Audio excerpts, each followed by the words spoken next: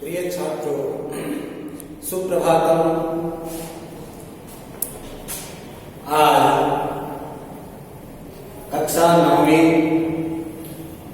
विषय संस्कृत पाठ 9 सिकता सेतु पाठ का शीर्षक है। इस बारे में मैं आज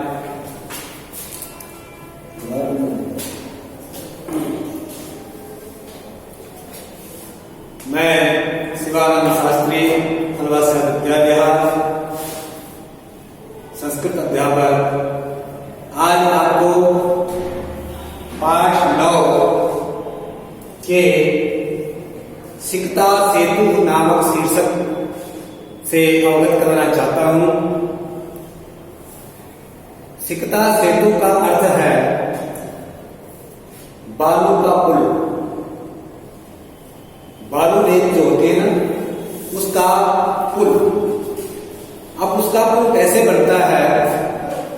असंभव बात है कि बालू से पुल बनाना, बालू रेत से, और वो भी बहती हुई नदी के ऊपर। तो इस पाठ में ये बताया गया है कि क्या ये ऐसा नहीं हो सकता है? अगर हो सकता है तो वो आप एक कहानी के माध्यम से आपको समझाते हैं कि ततः प्रविशते तपस्यारतः तपोदत्तः। नाटक है, इसमें दिखाया है कि तपस्या में बैठा हुआ तपोदत्त दिखाई देता है, प्रवेश करता है और कहता है कि अहम अस्मि तपोदत्तः, मैं तपोदत्त हूं, मेरा नाम तपोदत्त है। बाल्ये पितृचरणे दृश्यमानोऽपि, बचपन में मैं पिता की बातों से दुख पाकर के विद्या नहीं कर पाया और घर से बाहर निकल गया। ध्यान दें, तस्मात् सर्वे कुटुम्बिभिः मित्रैः।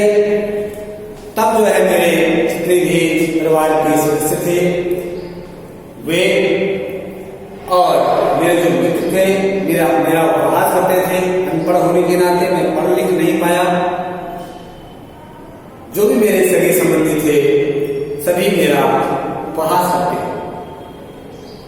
तो मैं घर छोड़ करके बाहर निकल गया, यह सोचकर हा विधे किमस्याम कृतम, कि हे विधाता ये आपने मेरे साथ क्या किया। कीदृशी दुर्बुद्धि राशि तदा यदमपि न चिंतितम यत्, कैसी मेरी दुर्बुद्धि रही होगी कि जो कि मैंने यह भी नहीं सोचा कि श्लोक के माध्यम से समझा रहे हैं अच्छी प्रकार से कि परिधाने अलंकारे पुष्टोपि न शोभते। कहा परिधाने ही अलंकारे ही पुष्टोपि। परिधान माने वस्त्रों को, अच्छे अच्छे व्यक्ति मनुष्य जो है अच्छे अच्छे वस्त्रों को धारण करके ही शोभायमान नहीं होता, शोभा नहीं देता। और अलंकार का मतलब अनेक प्रकार के सोने चांदी के गहनों को धारण करने से भी व्यक्ति की शोभा नहीं होती। ठीक है ना? क्योंकि अगर वह का शोभा उसी प्रकार से नहीं पाता है कि जिस प्रकार से नरो निर्माण होगी व सभाया यदि वाक्रे। नरा मन ऐसा व्यक्ति जो विद्या से विहीन है, जो अनपढ़ है, ऐसा व्यक्ति अगर अच्छे अच्छे कपड़े पहन ले, अच्छे अच्छे आभूषणों को भी धारण कर ले, तब भी वह उस मणि से रहित भोगी माने सांप की तरह है, सर्प की तरह है, जो शोभा नहीं देता। जिस प्रकार से मणि से रहित सर्प शोभा नहीं पाता, उसी प्रकार से कहा जो अनपढ़ व्यक्ति है उसके वह भी घर में या घर से बाहर वह भी शोभा नहीं पाता है। ये इस श्लोक के माध्यम से समझाया गया है। इसी प्रसंग में मैं आपको एक श्लोक और समझाता हूं। आता भी है कि ध्यान दें, एक कवि ने दिया है इसी संबंध में कि केयूराण्य भूषयन्ति पुंसं हारान चन्द्रोज्ज्वला न स्नानं न विलेपनं न कुसुमं नालंकृता मूर्धजा वाणिका समनं करोति पुंसं या संस्कृता धार्यते क्षीयन्ते खलुभूषणानि सततं वा भूषणं भूषणम्। कहा इस श्लोक में भी यही बात कही गई है कि केयूराण्य भूषयन्ति पुंसं, व्यक्ति को कोई सोने चांदी आदि के जो कहते हैं वे शोभायमान नहीं करते, वे सुशोभित नहीं करते, बल्कि व्यक्ति का जो चरित्र है, व्यक्ति की जो सुभद्र वाणी है वही व्यक्ति को पवित्र करती है। स्नान करने से, तिलक आदि करने से व्यक्ति की शोभा, चंदन आदि के तिलक के लेप करने से व्यक्ति की शोभा नहीं बढ़ती है। न स्नानं न विलेपनं, ऐसे से जो शरीर की शुद्धि होती है, लेकिन वास्तव में तो शुद्ध संस्कृत शब्दों का जो प्रयोग करता है, शुद्ध भाषा का जो प्रयोग करता है, स्पष्ट भाषा का, सुसंस्कृत भाषा का जो प्रयोग करता है, वही व्यक्ति समाज में सुशोभित होता है। ये इस श्लोक के माध्यम से बताया गया है। इसका मैंने जो दूसरा छाया चित्र जिसको कह सकते हैं आप, बिल्कुल उसी का अपोजिट, उसी के साथ साथ जो मेल करने वाला श्लोक आपको बताया, ध्यान कराया कि बिना अनपढ़ व्यक्ति का ज्ञान से रहित होने पर उसकी शोभा कहीं नहीं होती। इसलिए प्रिय छात्रों, जितना हो सके गुरुजनों के पास आकर के, गुरुजनों के समीप बैठ करके और उनकी बातों को मनन करें, चिंतन करें, ध्यान से सुनिए और उनको अपने बुद्धि के अनुसार हृदयंगम करेंगे। यह आपके लिए विशेष रूप से बातें मैं बता रहा हूँ। जो बातें यहाँ बताए जाते हैं उनको ध्यानपूर्वक सुनना चाहिए। तो कहा उसी प्रकार से व्यक्ति कहा शोभा नहीं पाता है, चाहे वो अच्छे अच्छे वस्त्रों को, आभूषणों को धारण कर ले या अच्छे अच्छे गहनों को, आभूषणों को धारण करने पर भी उसी प्रकार से व्यक्ति की शोभा घर में, परिवार में या बाहर नहीं होती। कहा जिस प्रकार से मणि से रहित संत की शोभा नहीं होती। ये सब बातें ध्यान रखते हुए आगे कहा है तपोधन ने, अब ये ऐसा निर्णय करके घर से बाहर निकल जाता है और घर से बाहर जाता है तो आगे चल करके देखता है कि एक निर्णय करके कहा गया है। देखिए, अगर दिन में अगर भटका हुआ व्यक्ति, भागा हुआ व्यक्ति अगर शाम को कहा पुनः घर लौट जाए तो उसे भागा हुआ नहीं कहते हैं। ये देखिए किमे तन, इन्हीं पंक्तियों में कहा गया है, पुस्तक में ध्यान दें कि किमे भवतु किमे तेना दिवसे मार्गभ्रांता संध्याम यावत् यदि ग्रहम उपैति तदपि माम। अगर दिन में भागा हुआ, दिन में पथभ्रष्ट हुआ या विपरीत दिशा को गया व्यक्ति अगर शाम को घर लौट जाता है तो हम उस व्यक्ति को भागा हुआ नहीं कहते। अगर वो पुनः घर में आ जाता है तो वही घटना या इस बालक के साथ होती है और ये जाकर के ये निश्चय करके चला जाता है कि मैं केवल तपस्या के बल विद्या प्राप्त करूंगा, केवल मात्र तपस्या करके मैं विद्या प्राप्त करूंगा, मैं पढ़ूंगा लिखूंगा नहीं, ऐसा सोच करके घर से बाहर निकल जाता है। आगे चल करके और इसको एक नदी के किनारे जल की ध्वनि सुनाई देती है, कोलाहल सुनाई देता है और वहां जाकर के देखता है, वहां जाकर के देखता है जल की कलकल ध्वनि इसको जब कानों में पड़ती है इसके और आवाज सुनाई देती है। इसने सोचा हो सकता है यहाँ कोई मछली हो बड़ी और या मगरमच्छ हो जिससे ये आवाज पानी कर रहा है। देखा पास में जाकर के तो ये पुरुष जो है किनारे पर जो है बालू से, रेत से जो है पुल बनाने की का प्रयास कर रहा है, पुल बनाने की कोशिश कर रहा है। पास ले जाकर जाता है, उस पर हंसता है, हास्य करता है उस व्यक्ति का। देखिए कि हंत नाट्य भाव जगति मूर्खानाम तीव्र प्रभावाहम मगे विद्याम मूर्खो एवं सिद्धाम भी। कहा मूर्खों की संसार में कमी नहीं है। देखिए पानी के ऊपर और बालू रेत का पुल बनाने की कोशिश कर रहा है, उसका हास्य करता है, उसकी मजाक उड़ाता है। फिर जाकर के वह व्यक्ति उठता है घरे। सुनिए कि हो महाशया किमिदं विधीयते। अरे हे महाशय, आप क्या कर रहे हैं? तो अलग अलग तव श्रमेण पश्या। कहा बस करो अपना प्रयास। क्या कभी बालू से जो है पुल बनता है क्या?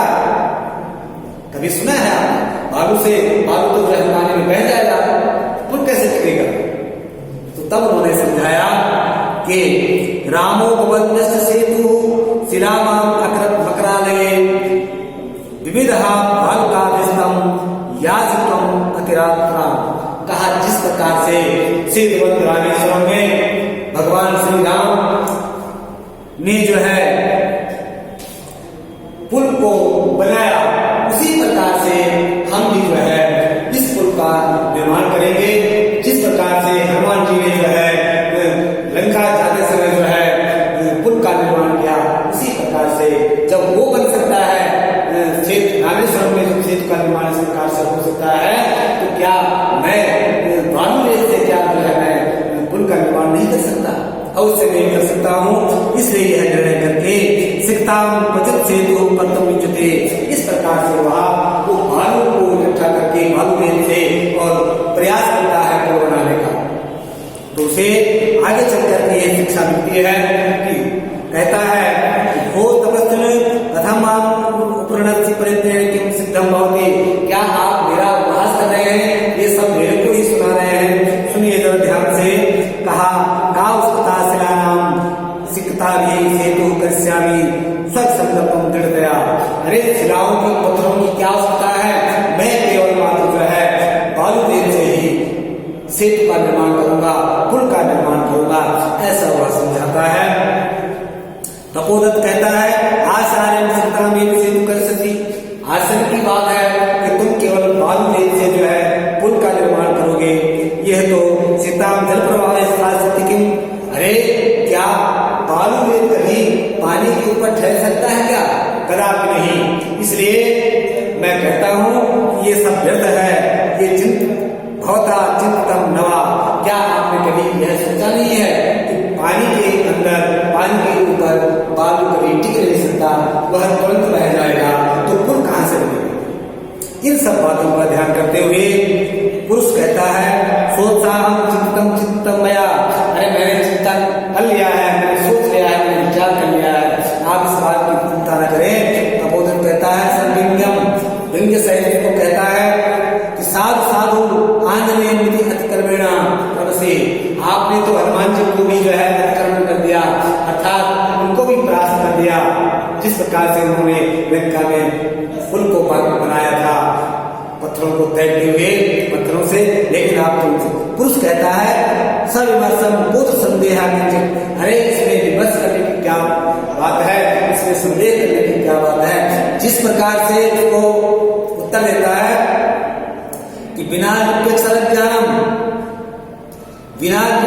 ज्ञानम तपो विरेव केवलम। जिस प्रकार से आप जो है बिना लिपि ज्ञान के, बिना अक्षरों के ज्ञान के, जिस प्रकार से आप विद्वान बनना चाहते हो, पढ़ना लिखना चाहते हो, पढ़े लिखे बनना चाहते हो, बिना पढ़े लिखे कोई विद्वान नहीं बनता है। उसी प्रकार से यदि विद्या वसे शिक्षा सेतु वेशा तथा मनो। जिस प्रकार से बिना पढ़े लिखे विद्वान बनने की कोशिश आप कर रहे हैं, उसी प्रकार से ये जो सेतु है, ये जो मेरा पुल है, जो बालू से मैं पुल बना रहा हूँ नदी में, ये भी बन सकता है। जिस प्रकार से ये पुल नहीं बन सकता है, नहीं चल सकता, उसी प्रकार से बिना अक्षर ज्ञान के, बिना गुरु के पास जाकर के विद्या ग्रहण करके ज्ञान की प्राप्ति नहीं हो सकती। इसलिए इस पाठ से यही शिक्षा मिलती है कि सभी को अक्षर ज्ञान के लिए, अच्छी विद्या प्राप्ति के लिए गुरुजनों के पास समीप में जाना ही पड़ता है, उनसे शिक्षा ग्रहण करनी ही पड़ती है। तभी जो है वो ज्ञानवान बन सकता है, बुद्धिमान बन सकता है। इन सभी बातों को सुन करके, विचार करके सर्व लक्ष्य आत्मतम तपोदत बोला कि ये सभी बातें मेरे को ही लक्षित कर रहा है, अर्थात मेरे को ही सुना रहा है इन सब बातों को। यह मान करके मामम बोधिस्या भद्र प्रसाद लक्ष्मति, ये सब मुझे ही सुना रहा है, यह सोच करके जो है आगे कहता है नूनम सत्यम अत्र पश्यामि, ये बात सत्य है, देखता हूँ। अब वो सब विचार करके वहां से सब छोड़ छाड़ करके और पुनः घर आता है, और घर आकर के और भली भांति पुनः ये संकल्प ले लेता है कि मैं अब विद्यालय जाऊंगा, गुरुजनों के पास अच्छी प्रकार से शिक्षा ग्रहण करूंगा। केवल मात्र जो है तपस्या के बल पर विद्या प्राप्त नहीं होती है, इसलिए गुरुजनों के पास जाकर के मैं विद्या ग्रहण करूंगा। और ऐसा निश्चय करके पश्चात बाद में वह तपोदत्त जो था वह पढ़ लिख करके गुरु के पास विद्या प्राप्त करके अनेक प्रकार की विद्याओं को सीख करके और विद्वान बन गया। ऐसा यह इस पाठ में बताया गया है कि बिना गुरु के, बिना जो है विद्यालय के, बिना अभ्यास के विद्या को ग्रहण नहीं किया जा सकता। इसलिए केवल मात्र उसी प्रकार से कहा जिस प्रकार से नदी में, पानी में पुल, बालू का पुल नहीं बन सकता है, उसी प्रकार से केवल तपस्या के बल पर जो है हम विद्वान नहीं बन सकते। तो बाद में उस तपोदत्त को भी समझ आती है और वह घर आकर के विचार करता है, निश्चय करता है कि मैं गुरु के पास जाऊंगा, विद्यालय जाऊंगा और विद्यालय जाकर के गुरु के पास पढ़ करके ज्ञान अर्जन करूंगा और ज्ञान अर्जन करके मैं विद्वान बनूंगा। ऐसा सोच करके अपने घर आता है। तो मैं सभी विद्यार्थियों से भी निवेदन करता हूँ कि ये इस पाठ से आप सीख लेंगे, कुछ शिक्षा लेंगे। हम यहाँ भी हमारे विद्यालय में भी क्लास कक्षाएं शुरू हो चुकी हैं, इसलिए अधिक से अधिक संख्या में अपनी उपस्थिति दर्ज कराएं और साथ में जो है जो गुरुजन पढ़ा रहे हैं, जो बता रहे हैं, उसको जो है ध्यानपूर्वक पढ़िए, सुनिए और अपने विद्यालय में उपस्थिति दर्ज कराएं। इस प्रकार से आपको भी लाभ होगा और सभी को इससे प्रेरणा मिलेगी। तो इस पाठ से यही प्रेरणा मिलती है कि आप विद्वान बनने के लिए गुरुओं के पास जाकर के विद्या ग्रहण करना आवश्यक है। ये इसी पाठ को आज आप दोबारा से अध्ययन करेंगे, इसका पुनः अभ्यास करेंगे। जो पढ़ाया गया पाठ है उसको पुनः से अभ्यास करेंगे, उसका बार बार अभ्यास करेंगे। यही आपके लिए होमवर्क में, बाद में इसके अभ्यास को हम कॉपी में दोबारा फिर करेंगे। धन्यवाद।